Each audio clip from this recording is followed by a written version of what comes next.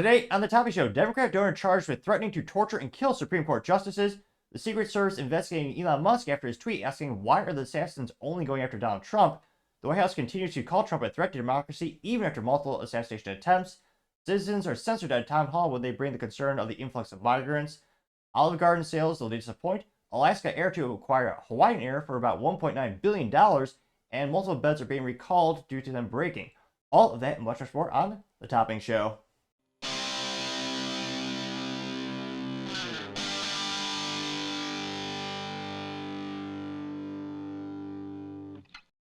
Thank you everyone for taking the time to tune in today. Today's episode of the Topping Show is proudly sponsored by Topping Technologies.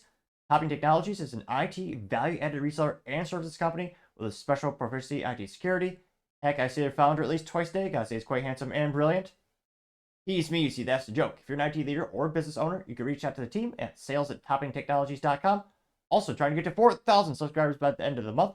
So if you can click that button and tell your friends, I would greatly appreciate it. Now, going over to the business part of the podcast, you have Olive Garden. Well, their sales are disappointing, to say the least. This comes to us thanks to CNBC, specifically Amelia Lucas, who is a writer over there, in which they say, which again, Darden is the parent company behind many of the brands people know and some people love, in which she says, quote, Darden restaurants' earnings disappoint as Olive Garden fine dining and those sales in the category continue to struggle, partially because, yeah, they cost way too much and unprecedented economic and political hard times these days and uncertainty in the markets. Now, they say, quote, Darden Restaurants' earnings and revenue missed Wall Street estimates in its first fiscal quarter. CEO Rick Cardenas said the company fell short of its own expectations for the quarter. They also know that Olive Garden parent company, Darden, purchased Tex-Mex chain Chuy's in July, which Chuy's, headquartered debatably in Texas. They're over in Austin, Texas. They're a pretty popular chain around here. You see them, can't really throw a brick without hitting one of those locations. They're their last, most recent acquisition within the Darden portfolio. Now, they also say, quote, fell short of expectations. Specifically, the shares of the company, well, there was a little bit, but they say, quote, CEO Rick Cardenas, we fell short of our expectations the first quarter. I firmly believe in our strength in our business. I'm confident in the actions all of our brands are taking to address their guests' needs and do not compromise long-term health for our business for short-term benefits, unquote. Which, hopefully, we'll see. Then they noted that net sales rose 1% to $2.76 billion, but the company's same-store sales declined 1.1% in the quarter. Traffic to its restaurants fell sharply in July, but then improved, according to CFO Raj. Executives at other restaurant companies have also said that the traffic struggled this summer, chalking up to increased travel or customers becoming more cautious. They know that Olive Garden's same-store sales shrank 2.9% in the quarter. The chain is reviving its never-ending pasta bowl later this month in hopes of bringing back customers. They also know that it's running a promotion about a month earlier to extend it for 3 weeks longer than last year. So, interesting. Let's see if they're able to make some changes. But, looks like. I also know that Darden's fine dining segment, which includes Eddie V's, the Capitol Grill, reported same-store sales declined 6%, which, yeah, no one needs those. Those are pretty high dining. The Capitol Grill is pretty good, don't get me wrong. I go there very infrequently, only if I have a customer with me for my tech company. I mean, in terms of just going there, randomly on my own or some friends, it's good quality food, but it just, to me, not worth the value if you're just going on your own dime, so to say. It's not a business expense. Unfortunately, past couple of years, they changed the business tax deduction or tax code, so you can only tax deduct 50% the cost of the meal. Ridiculous, but hopefully get some new leadership in the office and change that back to the default to 100%, but I partially digress. I say, just Darden still thinks their overall portfolio will do good, and eventually long-term the brand will continue to grow and do better. But yeah, it's one of those things where fast food is completely, that's really drying up in terms of, fast food is no longer fast, cheap, or convenient. It's kind of lost the whole value add, unfortunately, due to myriad of things, including inflation, as well as the just overall, exponential increase of regulation and minimum wage laws, all that kind of stuff. Now, when it comes to Olive Garden, I'm trying to think of the last decade I've been to Olive Garden personally in terms of my anecdotal experience. I know people went crazy for the breadsticks for decades, but I know some people, kind of moved away from carbs. That was a big trend for a while, going with keto for a while. And I think, was it 13 years ago? I remember the last time I went to the Olive Garden, which perhaps is sacrilege. I'm pretty sure I got salmon or attempted to. It just wasn't all that appealing. I think it was just ridiculously soaked in fatty oils. I should specify again, there's healthy oils in fish, of course, but there's also it just doesn't really didn't leave an appealing taste in my mouth. And for the life of me, granted, I'm guessing I'm not their core audience or the core prospective client, but I can't think of a compelling reason why I personally would ever go to an Olive Garden, conceivably ever. I mean, personally, I mean, it's in the Darden portfolio. I prefer something like Seasons 52, which that cost is probably 20-30% more. Again, granted, I only go there for business purposes, but still, I mean, the whole Darden portfolio, I mean, I wanted something a little bit faster, a little bit more economical than something like a Seasons 52 or a Capital Grill. Yeah. Dude, I mean, Applebee's and Chili's still technically exist. Red Lobster is coming out of emerging from bankruptcy successfully. I would probably go to those before the Olive Garden, but I don't know. Let me know in the comments. Those time we actually went to an Olive Garden. Do you think they still have a compelling, meal experience and good menu? Let me know in the comments, because as always, it'd be fascinating to hear what you have to say. Other interesting business news: you have Alaska Airlines to acquire Hawaiian Airlines for $1.9 billion. Now, this is a little disappointing if you just read the newspapers or go to the more accurately, just check out the internet, because the first headline I saw when I was researching this was Alaska to buy Hawaii for $1.9 billion, which, I mean, it'd be a little more interesting to have one state buy the other one. Granted, I don't think the value of Hawaii is that much. What do they do over there in terms of GDP or innovation or manufacturing or anything? I'm kidding. It's a luxury tourism thing. That's what they do over there. But yeah, it would be kind of funny if Alaska were to try to buy Hawaii for one reason. But I partially digress, getting to the actual substance of the article. Looks like there's a little bit more consolidation in the airline community. There you can see one of those little Alaska airline jets right there. Now, they also say specifically the Department of Transportation cleared the deal, which, again, biggest issue these days when it comes to companies expanding is the government's going to say yay or nay, as you see more and more industries becoming more and more consolidated throughout the years. Again, kind of depends on which way the wind is blowing, who's in office, and what's their perception on. Could this add more value to customers, or could it maybe lead to more monopolistic supply issue? Well, in this case, they actually cleared it, which I'm not too shocked. Again, it's not one of the big three, very similar to, well, I was about to say the big three in terms of Detroit headquartered, the big three automotive companies, American made. They are no longer that big, and I would say it's probably the big four now, if you can include Tesla, though. They're headquartered in the great state, or some might argue the great country of Texas. Although it is Austin, but I partially digress. Now they say, quote, I guess this is an article by Leah Carroll over at LinkedIn News. She said, quote, Department of Transportation clears Alaska-Hawaii merger. The merger between Hawaiian Airlines and Alaska Airlines can move forward, says the Department of Transportation, but still the carriers need to make certain concessions. When the $1.9 billion was announced in December, the two airlines said that they would keep the brands separate but operate under a single platform. The DOT has approved the forthcoming single entity, but says it must honor the legacy rewards points for each carrier, maintain the level of service for key routes, and cross-honor policies, including the guarantee of family seating and compensation for delayed flights, which, those sound pretty good to me. I know some people worship and collect those travel points like they're gold or Chuck E. Cheese tokens. Back when Chuck E. Cheese actually had physical tokens, not little digital piece of, But again, partially digress. Yeah, it's one of those instances where, here, apologies to pop up there. Yeah, I think they'll probably, be interested to see how much they can drive down costs in terms of removing redundancies, and especially when it comes to IT, they're probably going to consolidate a lot of that. Lord knows you can save a lot of money shutting down data centers and consolidating in that regard alone. Again, when it comes to supply, and when it comes to supplies, everything you buy in greater bulk is be able to drive down that cost per unit traditionally. So yeah, I could see there definitely be some cost savings. Now I'm not sure how they'll long term be able to realistically compete and grow going against the big ones. You got American Airlines, got Southwestern, then of course you do have United, those being the biggest carriers, at least in the United States. So interesting that DOT, I was a little pessimistic. I didn't think they'd sign off on it, even though, again, these are much smaller than traditional big airlines. But still, past couple of years, the government's been kind of more squeamish about approving larger mergers. Now, granted, I've never actually used any of these flights before. But let me know, do you even know these carriers existed? Do you think they'll truly be able to actually drive down cost per flight or cost per unit in terms of with all the savings they'll have by combining the company entities? Let me know in the comments, because as always, I'd be fascinated to hear what you have to say. Now, going over to the culture part of the podcast, you have a Democrat donor charged for threatening to torture and kill the Supreme Court justices, which, I don't think anyone's surprised in this case. What's fascinating to see, I mean, everyone keeps calling people on the right, they're violent, they're evil. And yet, all the assassination attempts and all the damage and violence is done by radical leftists. Interesting. It's almost the pot calling the kettle black, but I partially digress. This comes to us thanks to Lives a TikTok, where she says, quote, breaking, the man from Alaska who was charged for threatening to torture and kill 6 Supreme Court justices donated dozens of times to Democrat platform Act Blue. The DOJ indictment didn't name which 6 justices were threatened. However, the Supreme Court has a 6-3 conservative majority.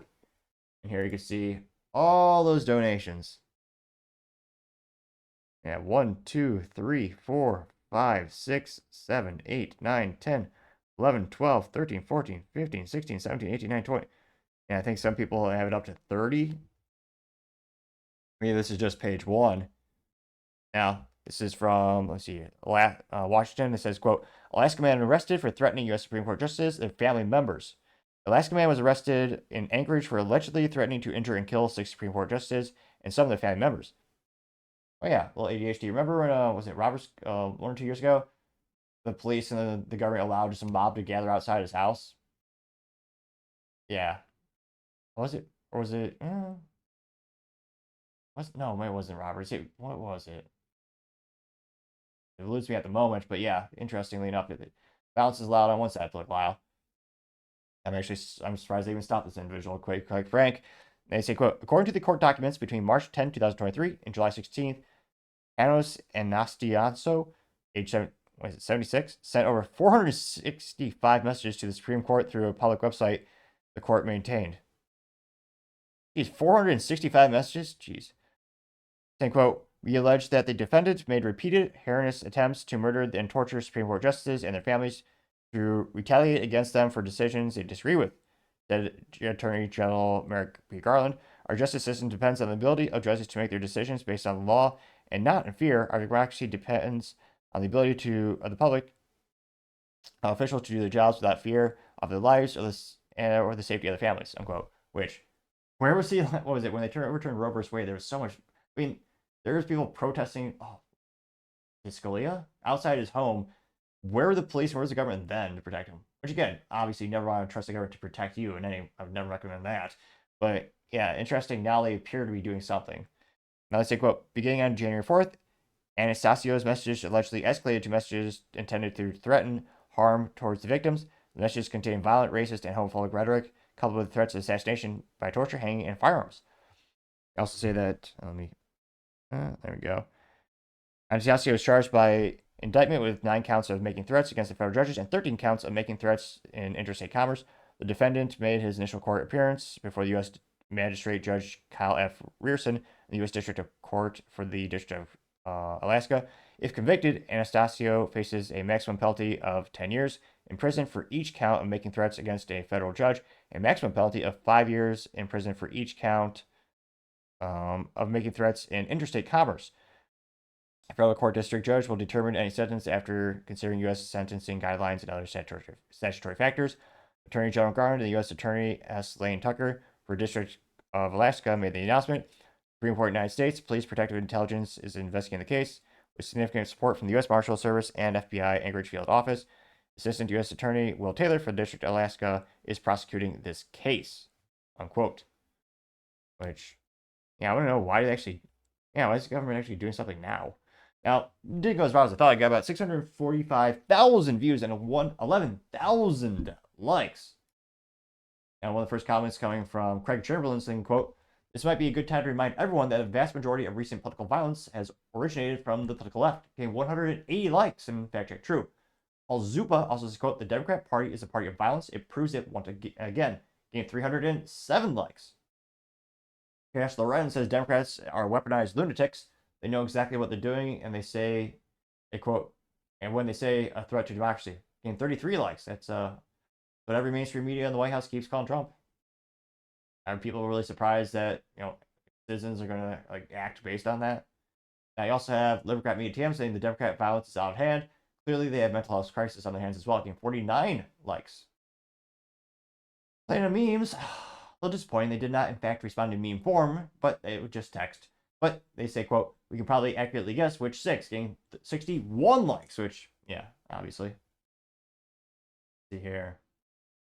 But with memes, as a picture of someone crazy looking gal with creepy glasses, a mask that says over the nose, with crazy eyes, and it says, quote, there's a concerning correlation between leftism and severe mental illness. Getting 216 likes. Travis says, we know the six, and he labels all six constitutionalist Supreme Court justices. The ones that can define a woman. Still blows my mind that you have someone sitting on the United States Supreme Court that cannot define what a woman is. And who was only chosen because of her race and gender. Again, Biden said it out loud, thereby ensuring you would not get the best candidate because you're not taking every single resume as any smart person would do in the private sector. Because again, you get the best man for the job, you accept every single applicant. But I partially digressed. I got 68 likes. You also have Bruce Balau saying that's a Democrat, ladies and gentlemen. Then that's what they do, getting 49 likes. One bad dude says it's always the same side, doing this type of shit, getting 52 likes. Right Away Press says Act Blue needs to be investigated. They're most likely laundering money for the DNC, getting 98 likes. Again, I am still shocked that the courts are. I'm surprised anything's actually happening. I'm surprised this person wasn't just allowed to act, or maybe they were poking him. Allegedly, maybe the deep state was just poking him, hoping he'd do something physical, and you're just a keyboard warrior. Who knows? Given the track record, it's not out of the realm of possibility. I'll just say that much. Let's see. I haven't seen any contrarian statements in the comments thus far. It's quite concerning because, again, the United States Supreme Court's literally the highest of all the courts. It has a big impact of pretty much everyone's lives. And yeah, there's already threats of the Democrats saying they need to hack the court, they need to dismantle it, they need to expand it so it's in their favor, which has never been done in our lifetime. And funny how it's that old metaphor: if they're not winning a game, they just pick up their ball and go home. Because again, there's a left-leaning Supreme Court for most of my life, and no one made a huff about it. Conservatives didn't say anything; they just knew that was the rules of the game. That was, presidents should nominate people that are more left-leaning. And then when Trump got into office and appointed people who actually believe in the Constitution, more constitutionalist, then everyone freaks out, and now they want to change the rule and take the ball and go home. So I pray that doesn't actually happen, because that'd be, the slippery slope for that would be just destroy our country. Because then whoever gets in the office, they just pack the court more and more and more. Before you know it, you got 500 people in the Supreme Court. It's not out of the realm of possibility. But let me know. Now, again, I'm actually pretty shocked the government's actually doing something. They actually arrested this individual. Are you surprised? Because usually, just fascinatingly enough, past couple of years, they've let a lot of things slip through the cracks, so to say. So let me know, why do you think they actually pushed back against this, and why do you think they actually arrested this individual? Let me know in the comments, because as always, be fascinated to hear what you have to say. Other interesting cultural news: you have citizens censored at a town hall meeting for complaining against the influx of migrants. Now, this comes to us thanks to End Wokeness on the good old X Twitter, when she says, quote, must watch residents of Scalcuta, Alabama blast their city council members over the influx of migrants that have invaded their town. The city council shut down the previous meeting when residents tried speaking out about the migrant crisis. This got around 1 million views in a couple hours. I posted. See here. I'll try to boost the audio best I can post-production, because natively it's a little soft for this clip, or volume's a little low here, even if I'm cranking it up all the way here. I'm Charles Mackin. My address is. I basically wanted to reiterate kind of what she was saying. As far as speech goes, I think respectful speech is definitely not, but non-respectable speech is still protected speech. And this is a public forum, so we have every right to say what we have in our opinion, in our minds and our opinions while we're here. Stating that, I wanted to ask you guys, I hope you guys don't want to play dumb about it, but a lot of people in Silicaga and the surrounding area are concerned about the migrant influx that we're seeing and how that's going to change our way of life. Maybe you don't live in town. Maybe you guys live in a nice neighborhood. Maybe the money is that great. I would like to know how much money you're getting from the federal government to ignore this problem or be complicit and enable it, because either way, it's happening. And it's not happening against your knowledge. It's obviously happening in your city, so you know what's going on. And you wanted to shut down the meeting last time, which means we're going to talk about it this time and hopefully not shut down the meeting, because we have the freedom to speak in this country. And I wouldn't be here unless I saw that, but I found that very disrespectful and very much against our human rights here in this country. And also, with the influx of these migrants, it's against my human right to be trampled on and to have my economy and my housing prices skyrocket because of federal housing vouchers are going to raise the cost of housing in my city due to the influx of migrants. Okay, because we all know how that works. A landlord, all they have to do is just tell the feds that it's $5,000 a month for this little old one-bedroom apartment or whatever, and it's really only what, $800 a month. But at the same time, we're getting their money from the federal government. It's raising prices on everything else around us in the community. It's hurting us. It's raising tax values on properties. And it's not people coming in with a whole bunch of money that want to spend money in Silicaga and boost the economy. It's people that are coming here. They're not like immigrants of the past, all right? They're immigrants that are coming in here and getting free houses, free phones, free healthcare, and not having to do a damn thing for it because it's like an invasion. And as far as I know, all I see are military-aged males. When I walk into the Walmart around here, it feels like I'm in a third world airport. And I don't see a whole lot of families. So what's going on is what I want to know. And it's not fair. It's against our rights. We did not consent to this. And the people are pissed. I'm one of them. Apparently, I'm probably the only one that's here tonight, unless anyone else wants to add to what I have to say. But it's my duty as a citizen of this country to tell you what you're doing wrong and to stop it. And to respect our borders, respect the people of this nation, respect the progeny that built this nation, the ones that built this nation. And you realize you're opening a can of worms that is going to cause a whole lot of issues for our state.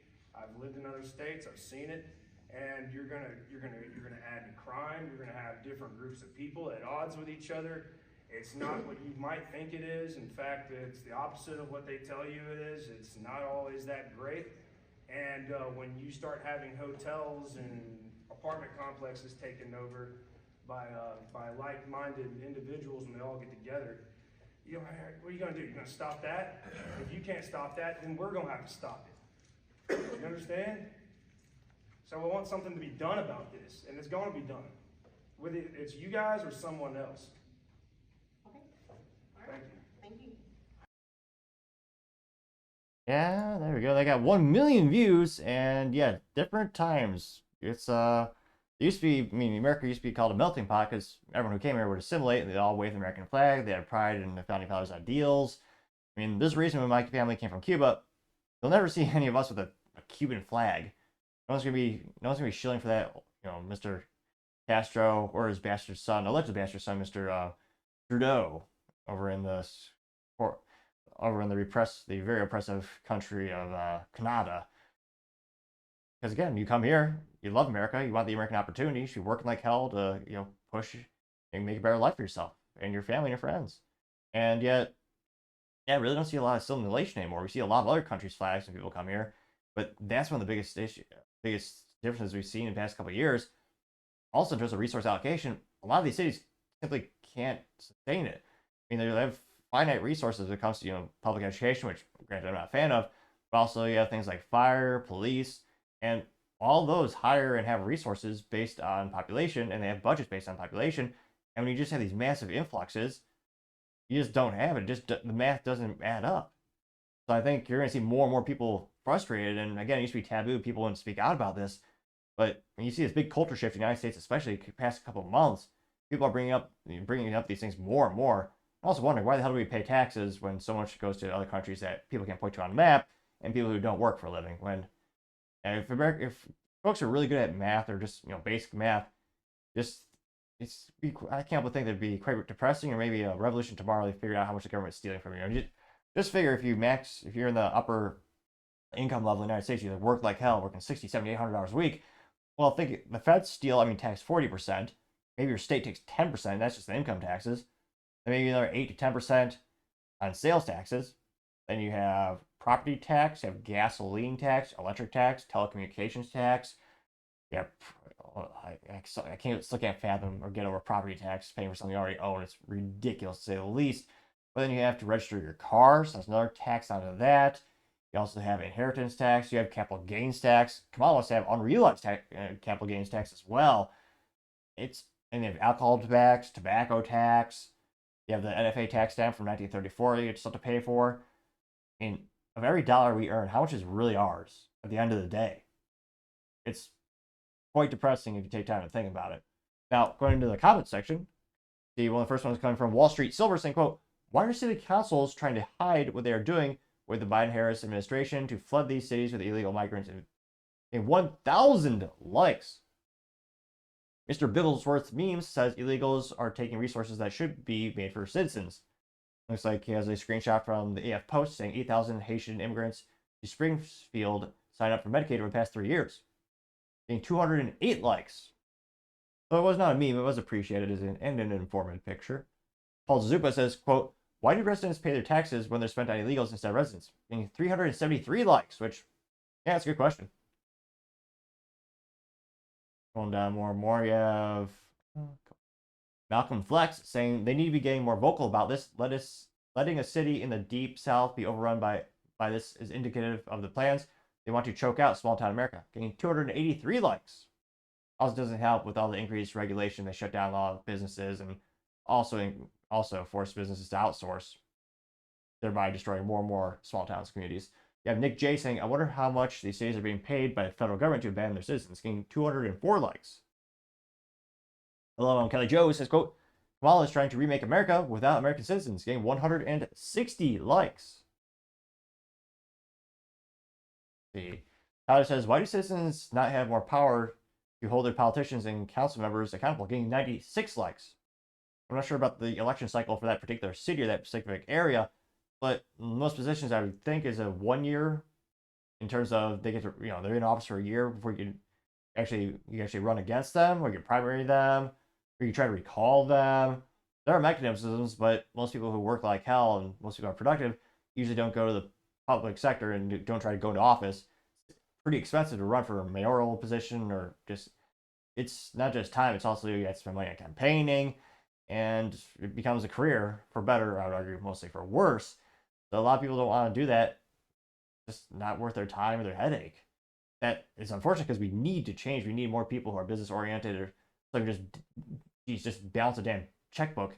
Well, more realistically nowadays, credit card, to be in the government, since our government also wastes more money than ever before, passing $35 trillion in debt.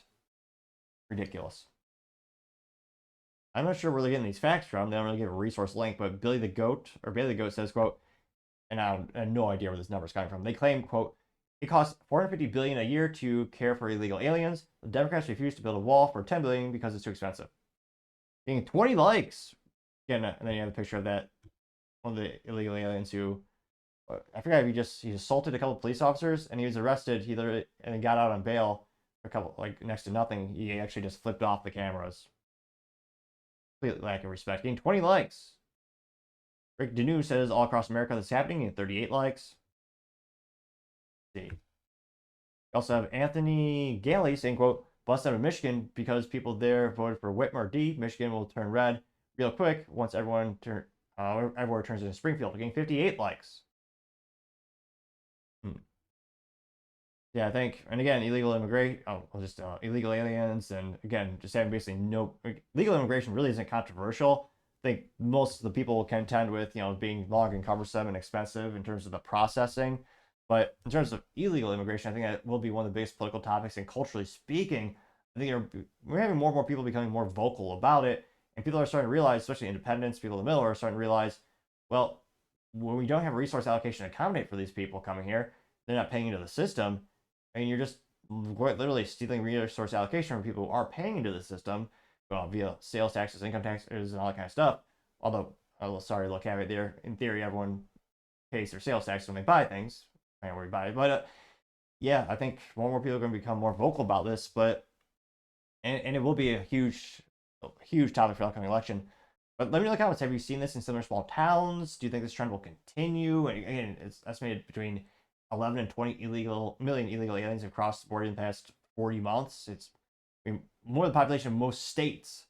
But let me know in the comments, because as always, be fascinated to hear what you have to say.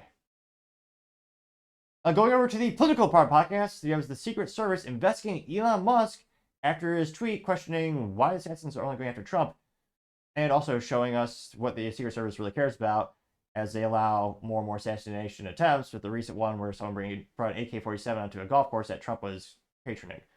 Which again, just, though this individual in this case did not fire a shot at Trump, thank God, well, the fact that he got that close is still a major failure by the Secret Service, and they have so many failures they could perhaps write a book in terms of how many. Again, never forget when they had the Trump assassination attempt and the assassin actually got a shot at Trump.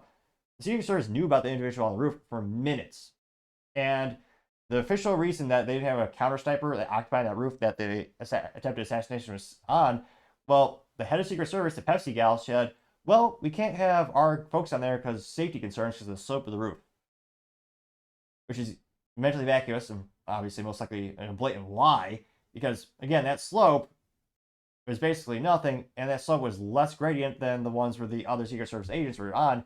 Also, the White House, also the people, well, traditionally who were Secret Service agents, yeah, they're tough as nails traditionally. They're not going to give a damn about a slight incline on a metal roof. So yeah, never forget that was the official story when we first heard about the first major assassination attempt against Donald Trump. And yeah, the Secret Service goes, you know, how should we be using our time resource allocation? Should we be stopping more, assassination attempts? Should we maybe get the most qualified candidates to work for us? Nope, we're going to investigate Elon Musk. That's where their time and money is being spent, apparently. Our tax dollars. I was about to say hard at work, but clearly not. Now, this comes with thanks to Pop Crave, which they say, quote, the Secret Service is looking into Elon Musk's tweet about Kamala Harris and Joe Biden. And this quote, as a matter of practice, we do not comment on matters involving protective intelligence. We can say, however, that the Secret Service investigates all threats related to protectees. And all Elon said was, quote, and no one is even trying to assassinate Biden/Kamala. And someone responds saying, why do they want to kill Donald Trump? Get 2.1 million views on that? And yeah, you know what? It's a good question to ask. We've had how many assassination attempts against Trump now? Interestingly enough, they're only happening against him. And again, political violence, I never would support it. You should have violence on either side. It is interesting that the violence is only on one side in this case.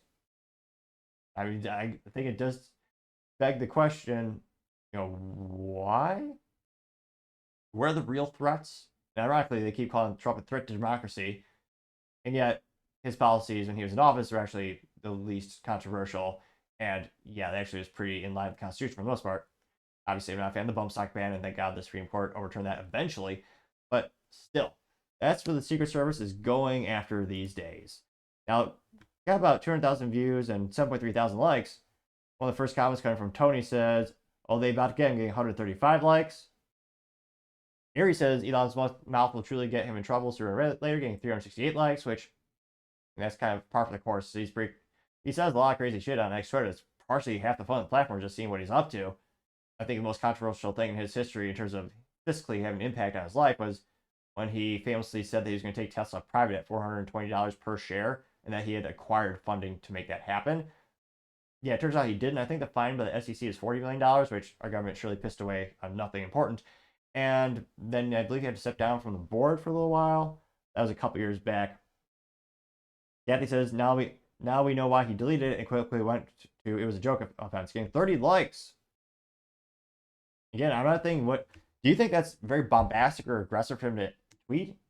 Because he said, and no one is trying to assassinate Kamala, and he has the thinking emoji. And to me, yeah, it's very interesting. All the mechanisms are all going against Trump. Now, you also have a couple contrarian comments. Somebody named Mo says, and they should now lock him up and deport him, getting 77 likes, which I don't think they would ever deport the most successful African American in history. Going down more and more. Axel says a whole lot about nothing, getting 3 likes. Steve Summers says it was a statement, not a threat, getting 3 likes. I mean, there's technically no question mark, but I would argue it was a question, which is a kind of statement, I suppose. You also have, let's see here. Dale, hashtag never Trump, hashtag save democracy. That's their name. Long and awkward. Saying, quote, he should also be investigated for election interference. Getting 8 likes, which is, yeah. Of all election interference we've seen, I mean, X Twitter is the only one that actually allows different political opinions. It doesn't have mass censorship. Every other platform, with the exception of perhaps Rumble.com, the best streaming platform, follow me on that as well, if you do me a favor. Yeah, pretty much every other platform is massively censoring about the election and massively censoring people, specifically who are in the middle or on the right, politically speaking. Here, you also have Zunguri saying, quote, nothing will happen to Elon, getting 2 likes. Which, I don't Yeah, I don't think anyone, or I mean, even if they try to put this in front of a jury, unless there was a bunch of leftists, I don't think anyone with a modicum of intelligence would say that this is a specific threat. Also, doesn't meet the legal threshold. And again, I'm not a lawyer, though I do own a suit. Not many, but it's an instance where it really doesn't meet the definition of a specific threat. Because again, it has to be, traditionally, as my understanding, you have to have things, something like a specific time and place and action, where this is literally just asking a question, why is no one trying to go after these people? So it looks, in terms of comments and feedback, about 50-50 split. But let me know, do you think Elon was really, being aggressive or bombastic, or do you think he was trying to make a threat at all? Let me know in the comments, because as always, be fascinating to hear what you have to say. Other interesting political news, you have the White House continuing to call Donald Trump a threat to democracy, even after multiple assassination attempts by leftists, which, yeah, we're not surprised here. And Elon also retweeted this. Now, this comes to us thanks to, it was originally posted by Western Lensman over on the good old X Twitter, and spelled exactly how the profile sounds, Western Lensman. And Elon responded. So it's about a minute 29 clip with the only reporter that goes to the White House with any integrity would be Peter Doocy. Everyone else seems to be mostly sheep reading from, pre-asked questions. Jeez Louise. Kareen Jean-Pierre. I mean, I'm normally a fan of unique colored suits and stuff like that. Oh, I'm also a fan of hiring the most qualified candidate for the job, not only accepting someone based on things they can't control. She is, interestingly enough, in a very bright orange suit or pantsuit, and kind of reminds me of Sideshow Bob in a way. But let's hear straight from the source, let's say. 2 days since somebody allegedly tried to kill Donald Trump again. And you're here at the podium in the White House briefing room calling him a threat. How many more assassination attempts on Donald Trump until the president and the vice president and you pick a different word to describe Trump other than threat? Peter, if anything from this administration, I actually completely disagree with the premise of your question, the question that you're asking. It is also incredibly dangerous in the way that you're asking it, because American people are watching. And to say that from an administration who has consistently condemned political violence, from an administration where the president called the former president and was grateful that he was okay, from an administration who has called out January 6th, called out the attack of Paul Pelosi, called out and said we need to lower the temperature after the Butler incident. And days, not even like 48 hours later, all the major leftist Democrats, they're all calling Trump a threat to democracy, comparing to Hitler, as they've done for years. That moment where the United States was united lasts about 48 seconds. Perhaps I'm exaggerating. More realistically, about 24 hours, where you did have people like Barack Obama and Biden, or more realistically, when it enters on his profile, tweeting things saying we need to be unified and we need to decrease the temperature, all that kind of stuff. And yet, almost immediately, it went back to the default of Orange Man bad, threat to democracy. You have to stop him. He's evil. He's a dictator, we're told. But I'll let her get back to her lies. And now for you to make that kind of comment in your question, because your question involved a comment and a statement. And, it is, that is also incredibly dangerous. My pre-roll got 15.8 million views, and Elon responded saying, quote, no. Now, one of the top comments comes from, oh, we've got some leftists in here, so some contrarian statements, though they mostly lack substance, as they usually do, but, like it's a little bit boring when you're in an echo chamber. Somebody named Franklin, which is a weird leftist, who has a picture of, like, a girl as his profile picture. Yeah. He says, quote, Trump is a threat to democracy. He must be stopped at the ballot box, not by using political violence. So you know what? I do agree with that statement in terms of no political violence. That's a pretty rare thing for leftists to say. I'll go ahead. I'll actually give him a nice comment here. I'll say, I at least, well, if I can't type from there. Oh, well, oopsies. The attempt was made. Not gonna like that, though, in terms of, well, again, not by political violence. So you got one person, saying that's important not to have. You also have Cash Loren saying, quote, it's dangerous for Peter Doocy to ask a question, but not dangerous for Kareen Jean-Pierre to call Trump a threat. What in the liberal world salad hell? Okay, 1.3 thousand likes. You have to have Luke Zaleski, who's famously known for writing an article to GQ about how boys should not be allowed to play football, and also wears a V-neck and is a radical leftist. But I follow him nevertheless because more diverse opinion, the better. And of course, in his true leftist form, he doesn't actually address the substance of the post. He just says, I swear, he just uses a AI generator to say Orange Man bad or Musk bad. So in this case, again, we're talking about, I mean, this is an interview with Peter Doocy and Kareen Jean-Pierre, White House press secretary. And Luke's response was, Elon's entire fake speech crusade is a power grab, literally for natural resources, political power, power over your news and media, what you can see and believe, and what you do. If you surrender the Constitution, the world's richest man, you'll lose your freedom forever. Mentally backwards, yes, very much so. Getting 58 likes, though. Yeah, he's from the side that wants to ban firearms to have mass censorship of free speech. Yeah, he believes in the Constitution. Yeah, I'm not sure if they've actually read the Constitution, the Bill of Rights, or anything for that matter by the Founding Fathers. And yeah, I mean, when you look at, again, most major social media platforms, I mean, it's also the only one I believe in X Career so much. It's the one thing I pay for in my life in terms of social media. Not to brag, but I do have a orange check mark, or no, rather, a blue check mark. They should be able to change that color. But nevertheless, I do have a blue check mark at hashtag The Topping Show, where you can hear all of my interesting thoughts. Or at least funny gimmicks and limericks. But yeah, so this is where, pretty much every other platform is mass censorship, and Elon allows everyone to speak on it.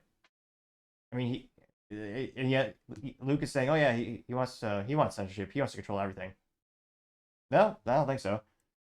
In terms of other people responding to Luke, you have Zach saying, thank you, Elon, for saving free speech, getting 2 likes. Let's see here.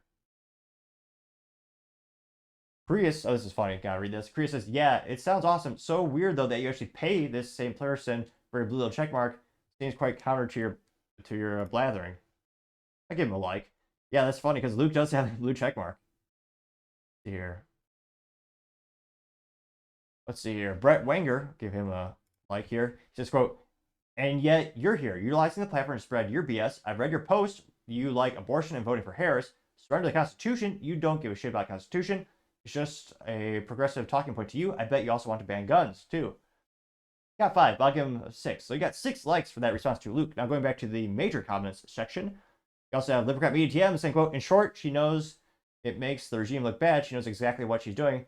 There's a picture of her holding the hand up. Looks like she's saying no. She says, hold on, I'm not here to answer questions. I'm here because I'm a black lesbian. Getting 2.4 thousand likes, which, again, Biden says the quiet part out loud, or traditionally quiet part. He says he's hiring people based on things based on things like their race and their gender. And just like the Supreme Court justice, he didn't choose the best one. He said, I'm going to choose a black woman, which inherently means you're going to get less resumes and a smaller sample size. So you're immediately not going to get the best because you're limiting the number of applications. I always tell people in the private sector, as businesses, accept every single application so you get the best qualified candidates. You want to just inherently, if you say you're only accept one type of person, like you're quite literally robbing yourself of opportunities. But I only partially digress. Flowing down other comments, you have Paul Zupa saying, quote, KJP should go to jail for this. She's inciting violence here. Shame on her, getting 2.5 thousand likes. Oh, jeez. Libercat Media TM says, at this point, I am beyond convinced, and as a picture of KJP, it says, KJP exists to make Kamala Harris look smart. Getting 989 likes, which, that's not the craziest theory I've heard. I wouldn't put it past it. Oh, yeah, we do have some contrarian statements here brewing to the surface. Now, we also have Nick Sorter saying, apparently asking questions is now a threat to democracy, according to the White House. Calling emoji, world emoji, getting 3.2 thousand likes. I also have another leftist I follow, which again, more the better. Interestingly enough, this Campbell thing is a robot, or maybe mentally a robot. Someone by the name of Human, which, yeah, Human, and his profile's name is Human Unity. Specifically his hashtag or his handles for Human Unity, with the 4 being a numeral, not spelled out. And his profile name is Human with the peace emoji, the American flag emoji, the Ukrainian flag emoji, the American flag emoji, and a blue wave. And his whole profile is motorist leftist. His quote says, quote, yes, her response to Fox, the network that has to pay a record-breaking fine of $780 million for lying to its own audience, was absolutely spot on. Fox has proven they can be trusted and called them out exactly as they deserved. Which, there's a reason those companies also sell outside of court. I suspect it's partially because they didn't want things to come out during discovery. Also, Fox News, I don't think most conservative people watch them anymore. I mean, they've had so many internal policies and that are very much leftist policies and beliefs. And I don't think anyone who really respects the Murdoch family these days. I mean, they used to be a staple. People used to think they're right wing. Now, a lot of people just suspect it as controlled opposition. Again, let me know in the comments. I mean, I look at Fox Business every once in a while for some business news, but in terms of opinion pieces or things about politics, I mean, shoot, I really don't go there these days. So you did get 176 likes for that. You also have someone named Prickles the Great saying, quote, in his picture of Hillary. I do apologize. I should have given you a visual warning because you get to see Hillary Clinton. It says, this woman is criminal. She destroyed subpoenaed evidence that has already been established. Doing so is a felony crime. The FBI knows it. The media knows it. The public knows it. It's not a matter of if she's guilty. It's a matter of why she wasn't being tried and convicted. Getting 3.1 thousand likes. So I guess, for the record, I should say Hillary Clinton is an absolutely beautiful, intelligent woman who has never had a disproportionate amount of people around her commit suicide, a little under 30 people, and not at all corrupt or evil. I would never suggest that because obviously she's beautiful, brilliant. Incidentally, just coincidentally enough, I do have to say for the record, I plan to live a long, healthy life. I don't own, I would never end it prematurely. Just coincidentally wanted to throw that out there. Now scrolling down to other major comments. You also have Prickles the Great having a picture of George Orwell, which A+ for one of the most brilliant authors of our time. 1984, or if you have kids, Animal Farm, which a little bit more easier to digest in terms of the vernacular and a little bit shorter of a book. And it's a picture of George Orwell. Says, quote, the further society drifts from the truth, the more it will hate those who speak it. And 1.9 thousand likes. The Mastiff Mafia says this administration has constantly bashed Trump. They have multiple tweets from Joe Biden, or let's be honest, more accurately his interns. And Biden tweeted, Trump and the MAGA Republicans are a threat to the very soul of our country. And how many of those tweets does he have? Let's see here. Like 10, it's like more than 20 of them. He also says, Donald Trump is a genuine threat to this country. He's a threat to our nation. He's a threat to our democracy. He's literally a threat to everything America stands for. That's from Biden. And the media said nothing about him, inciting violence or being too bombastic.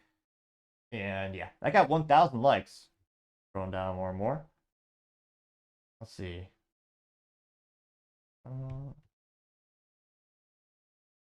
Someone has Thrash Potato says bunch of fakes.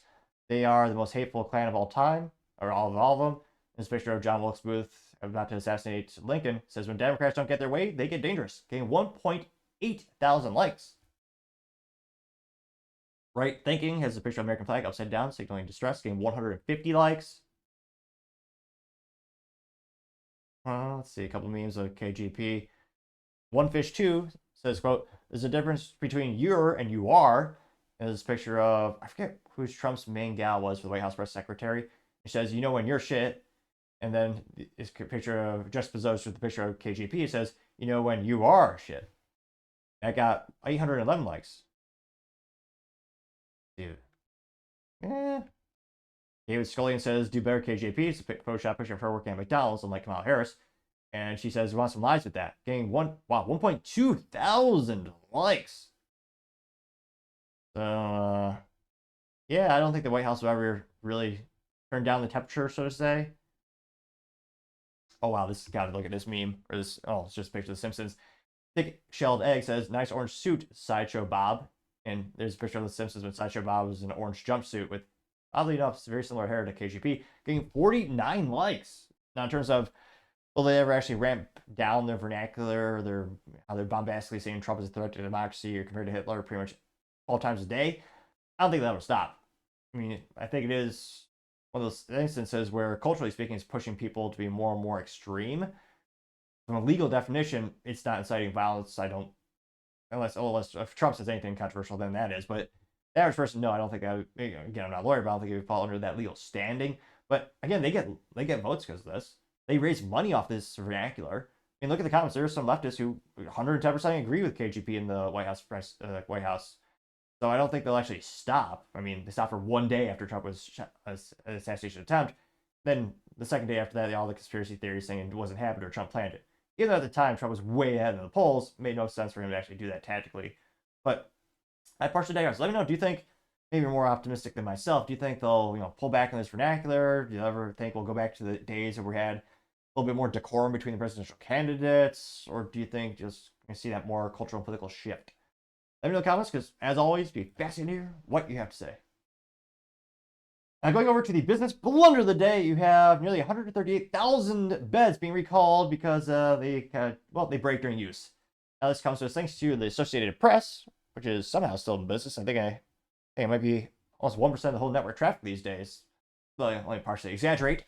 Now, they say, quote, nearly 138,000 beds are being recalled after reports of them breaking or collapsing during use. Which, I'm not a fashion aficionado, but that bed, I guess you would say it's more modern, but they all look the same to me. It looks okay craftsmanship, at least on paper, or I was going to say, at least on the screen. Now, this is from the New York department. It says nearly 138,000 platform beds sold at major retailers, including Amazon and Walmart, are being recalled across the U.S. and Canada because they can collapse, posing fall and injury risk, which, hopefully, I was going to say, I don't think anyone's died from this. Again, this bed is like 6 inches off the ground. Granted, it's got some wooden components, maybe got poked, but all right. So, quote, the Utah-based importer CVB Inc., which, I'm talking about an uninspiring name, but I digress. They are recalling the Lucid branded bed platforms, no affiliation with the car company, with upholstered square tuft headboards. According to the notice from the U.S. Consumer Product Safety Commission and Health Canada, the bed can snag or break during use. To date, there have been 245 instances of this occurring in the U.S., resulting in 18 related injuries, such as contusions or bruises. An additional 11 reports of bed failures have been reported in Canada, with no further injuries. As according to Lucid, the recall covers a discontinued version of the platform bed, which the company said were manufactured between 2019 and 2021. While the manufacture ended several years ago, the now recalled beds continue to be sold on major retailers through April 2024. In addition to Amazon and Walmart and Lucid websites, the consumers may have purchased it at Bed Bath Beyond, though they're subsequently bankrupt, so returning that might have to go to Overstock.com, which bought them out. Partially digress, eBay, Home Depot, Macy's, and Target, Wayfair, and other retailers. And I say, well, Canada got it easy. So about 137,000 of the beds were recalled to the U.S. and 890 in Canada. They say the beds were made in Malaysia, come in twin, full, king, and queen sizes, can be identified with a white label found at the back of the headboard, made for CVB Inc. 1525 West 20960 S Logan, Utah 84321 should be printed on it. They say people who have the recalled beds are urged to stop using them immediately and contact Lucid for free replacement frame. Consumers will have to write the word recall on the bed's support rails with a permanent marker and send photos to Lucid. More information getting a replacement can be found on their website. Which, personally, my own personal use, I really wouldn't care. I would just continue to use it. But yeah, I guess this has to do with product safety. Don't get me wrong, it's still unfortunate that many people have been hurt in terms of they got some bumps and bruises. Now, silver lining, this particular recall didn't actually have anyone detrimentally losing their life around it. So there's some good news in that regard. But yeah, especially when you have, again, not to be pejorative about this bed, it's more of an entry level price point, and the competition is fierce, especially when you have Walmart and Amazon. They have plenty of options, especially when it comes to these bed frames. So they have a recall and kind of chisels away at your brand reputation. Gotta say, Lucid, that is certainly the business blunder of the day. Thank you everyone for taking the time to tune in. Again, trying to get to 4,000 subscribers by the end of the month. So if you can click that button, I would greatly appreciate it. Also, give me a thumbs up, thumbs down, or comment. It's a great way to give me some additional feedback, letting me know how to make the show better and better. Lastly, don't forget to take the time to tell your family, tell your friends, tell your coworkers, heck, tell your enemies, tell anyone and everyone. Just stay safe, fight the good fight.